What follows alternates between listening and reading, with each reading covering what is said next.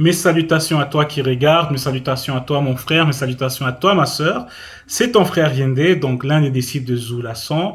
Comme tu le sais déjà, vu que tu es sur sa chaîne, donc sur la chaîne de Zoulasson, ici on va parler de vérité, donc de spiritualité, et non pas de ce qui vient des hommes, un Dieu m'a dit, Dieu m'a mis dans le cœur, quelque chose qui n'est pas logique, où il n'y a pas de réponse, où à la fin on va te dire les chemins du Seigneur ils sont impénétrables. Ici nous allons parler avec des preuves à l'appui. Donc c'est pas du sensationnalisme que nous allons manifester ici. Ici nous allons lire donc Kalatambale, c'est-à-dire les livres de la vérité, pour vous annoncer la bonne nouvelle. La bonne nouvelle qui sert à te mener vers les chemins, vers la vie sans fin. Donc la vérité. Donc ici, nous ne sommes pas là pour rigoler, pour te faire perdre ton temps. Ici, nous sommes là pour la sanctification de nos trois êtres. Donc, aujourd'hui, nous allons recevoir un enseignement terrible quand nous allons lire dans le livre de Joki Sabe, donc Kudumanemula, qui est le vrai Christ, donc qui est noir, qui fait partir du peuple. Donc c'est pas un blanc ou un sang mêlé, loin là-bas en Palestine, non. C'est notre grand frère, c'est notre histoire, c'est notre histoire.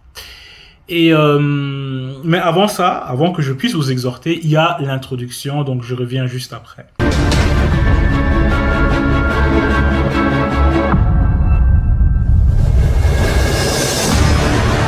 Mais voici des retours. Donc, comme je l'ai dit à chaque fois, l'aube a permis qu'on puisse avoir le libre arbitre. Donc ici, c'est pas comme dans les religions, si tu fais pas ci, si tu fais pas ça, après ta mort, on te met en enfer, on te sort pour le jugement. Tu es jugé, on te remet en enfer. Non, la spiritualité ne fonctionne pas comme ça. Ici, c'est la justice. Ici, c'est la logique.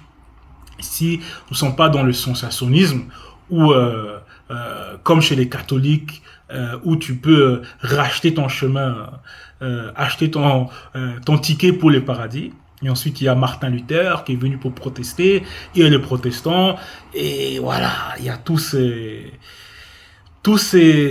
balivernes. Et pourtant, on te fait comprendre dans la Bible actuelle et classique qu'il y a une église, et c'est les corps du Christ, mais pourquoi il y a tellement de branches, etc. Donc c'est la confusion, c'est le désordre, c'est la désobéissance, même par rapport à leurs propres écrits. Mais ici, nous sommes là pour parler des vérités. Donc toi qui as les moyens, qui as la possibilité, procure-toi Kalatambale et les autres rouleaux qui en font partie du livre de la vérité. Donc aujourd'hui, nous allons lire dans le livre de Kudumanemula, donc l'évangile caché de Kudumanemula. C'est à la page, donc au chapitre 33. Chapitre 33, c'est à la page 678. Donc, c'est l'être suprême dans le visible, parce que Kudumane, lorsqu'il était dans le visible, il était supérieur à tous. Et nous allons lire au chapitre 33, et le titre ici, c'est quoi? La parabole du berger et des brebis. Et ici, nous allons lire au verset 1 où il est dit « 2 jours après, virgule ». Donc, nous allons faire comme le mot l'a dit, nous allons rentrer dans la virgule. Donc, les 2 jours après, c'est quoi? Juste à la page avant, donc à la page 677, il y a la mission de 70 disciples, quand Joki Sabe, donc le frère Christ Joki Sabe, a envoyé ses disciples en binôme pour annoncer le bon évangile aux endroits où lui-même il devait se rendre plus tard, mais il les a envoyés pour annoncer la bonne nouvelle, pour prêcher la parole et pour guérir les malades connus.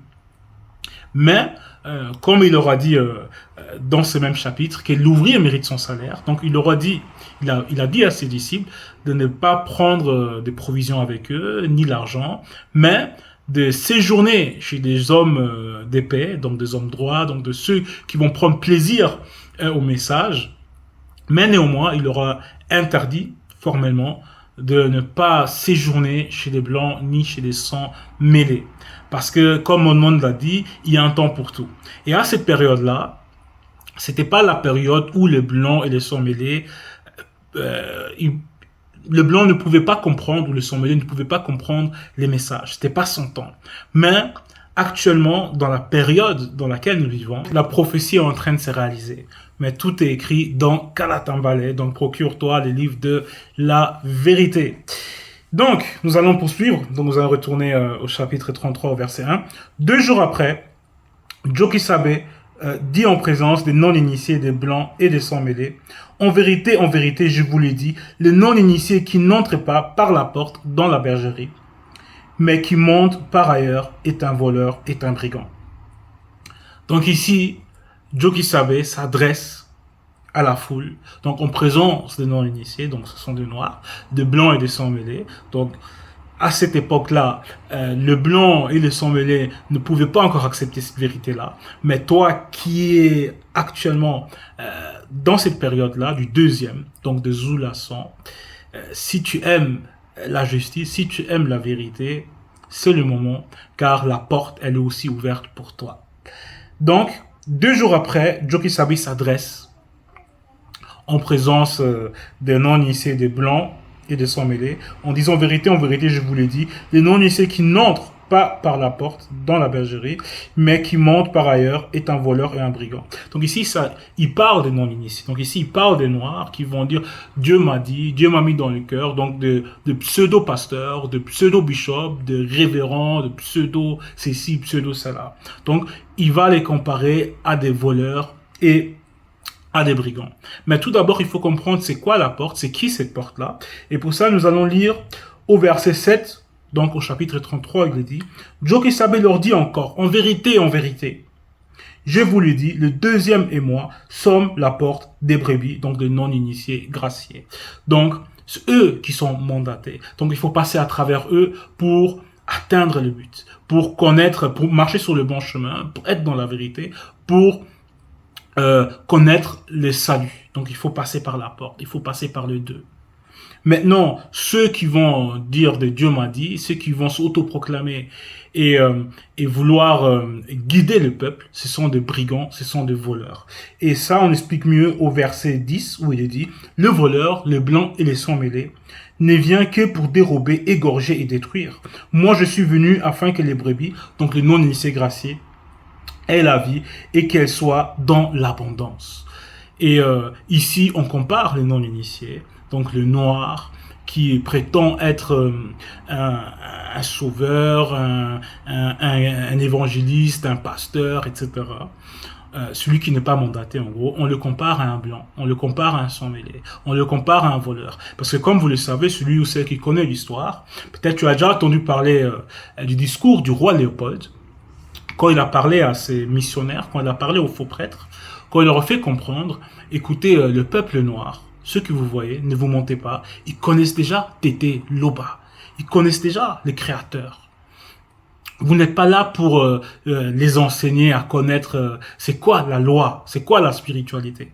Mais vous êtes là dans l'intérêt de l'Occident, de la métropole, etc. Donc vous êtes là pour égorger, vous êtes là pour dépouiller, vous êtes là pour mentir, vous êtes là pour arracher le peuple noir de la source, de la vérité. Donc, ces blancs, ces sans-mêlés, ils sont là pour dérober, pour égorger, pour mentir. Et le véritable mandaté, il est là pour te donner la vie, pour te guider, pour te montrer les chemins. Donc ici, l'autoproclamé est comparé à un voleur, est comparé à un brigand. Verset 2, mais celui qui entre par la porte est les bergers et les brebis. Et les bergers, c'est qui? Au verset 11, je suis l'un des bons bergers. Donc, Jokisabe ici dit l'un, parce qu'il y a les deux bons bergers, c'est-à-dire lui et le deuxième, donc Zulasan. L'un de ceux qui donnent la vie aux brebis non initiées, graciées.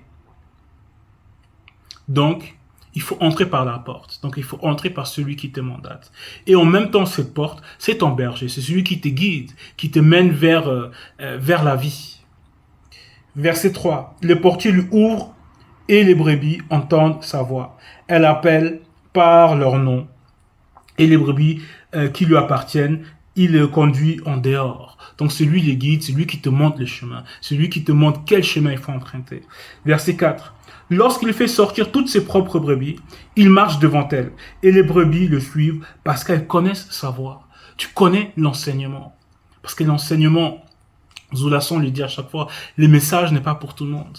Donc, tu connais sa voix, tu reconnais son enseignement comme vrai, tu vois que c'est la vérité et tu mets ta foi là-dedans parce que tu entends sa voix. Verset 5. Elles ne suivront point un non-initié, ni un blanc, ni un sans-mêlé, mais elles vont fuir loin d'eux parce qu'elles ne connaissent pas la voix du non-initié, du blanc et du sans-mêlé. Donc toi qui as accepté le message, tu ne peux pas écouter un faux pasteur, un autoproclamé, ou être encore attaché à une religion, à une doctrine qui ne vient pas de Joe Kisabe ou du deuxième. Verset 6. Joe Kisabe leur dit cette parabole, mais ils ne comprirent pas de quoi il leur parlait. Parce que le message n'est pas pour tout le monde. Peut-être toi, dans ton entourage, il y a des gens qui vont te dire, mais tu es dans une secte, tu fais du n'importe quoi. Comment tu peux suivre un homme qui prétend être le deuxième? Parce qu'ils sont détachés de la spiritualité. C'est non-initié, c'est blanc, c'est sans mêlé. Ils ne sont pas dans la vérité. Ces gens-là sont incapables de comprendre le message. Parce que Zulason le dit, il le disait constamment, le message n'est pas pour tout le monde. Il n'y a pas tout le monde qui fait partie du peuple. Il y a aussi des déracinés, il y a des rebelles. Voilà.